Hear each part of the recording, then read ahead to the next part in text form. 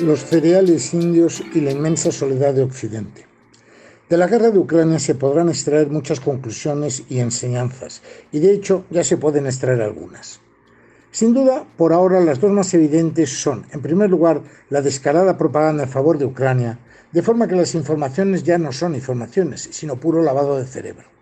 En segundo lugar, que Occidente está terriblemente solo. Ningún país, y menos aún ninguna potencia importante, le apoya. El último ejemplo lo acabamos de tener hoy, sin ir más lejos, en India, por segunda vez. Occidente le ha pedido, más bien ordenado, que exporte trigo para paliar la falta de trigo ucraniano. India, que pese a que Londres la trate como una colonia, no lo es, se ha negado en redondo y el presidente Modi ha decretado la prohibición absoluta de exportación de trigo indio bajo el pretexto de que la exportación incrementaría los precios en India y condenaría al hambre a millones de personas. A Occidente, como siempre, no le importa gran cosa que los demás se mueran de hambre, pero el problema es que a los demás sí les importa. Esta es la segunda vez que India da portazo a una exigencia occidental a propósito del problema con Rusia. La otra fue hace pocos días cuando el primer ministro inglés llamó al presidente indio para exigirle más dureza con Rusia. El presidente indio hizo dos cosas. La primera, le colgó el teléfono, y la segunda, anuló una visita del máximo nivel del Parlamento británico. La reacción india tiene su explicación, y quizá nada mejor para comprenderla que contar una historia que le ocurrió al Mahatma Gandhi.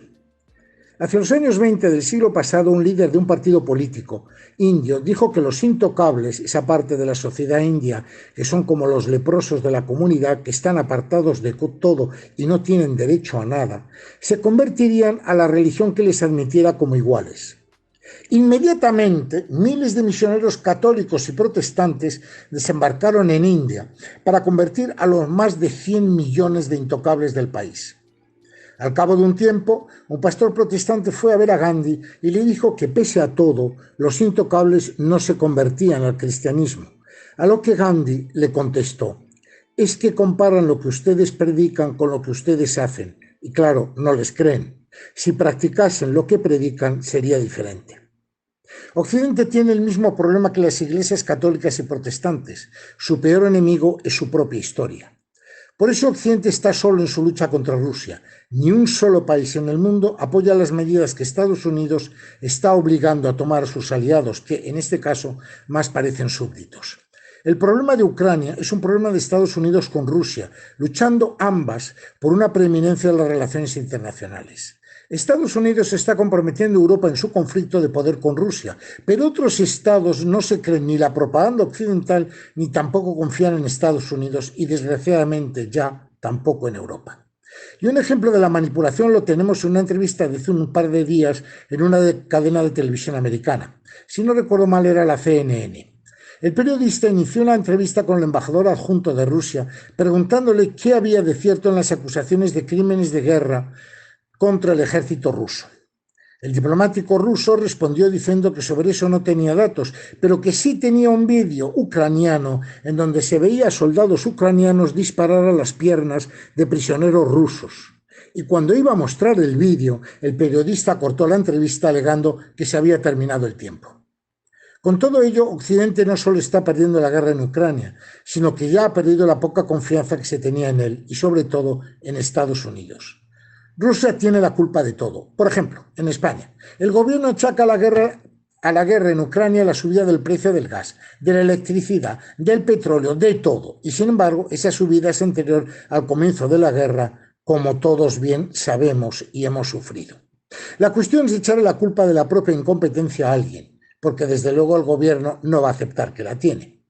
El resultado es que, al saberse la negativa de India a exportar cereales, el precio de estos en el mercado mundial se ha disparado hasta niveles inconcebibles. Y eso sí que va a afectar al bolsillo de muchos cientos de millones de personas en Occidente que están pagando por algo que el muy prestigioso y respetado profesor de Relaciones Internacionales de la Universidad de Chicago, John Mearsheimer, ya advirtió en un artículo publicado en 2014. Estados Unidos está provocando a Rusia sin más motivo que buscar la confrontación por intermediario.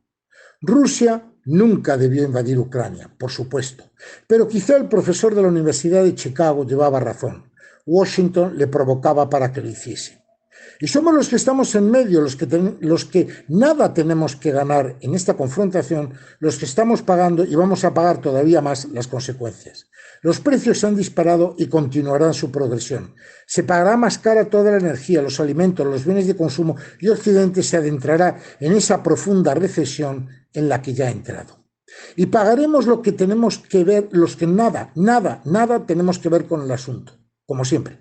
Porque Estados Unidos no exportará a precios baratos su trigo, ni su petróleo, ni su gas. Y pagaremos los europeos, como siempre.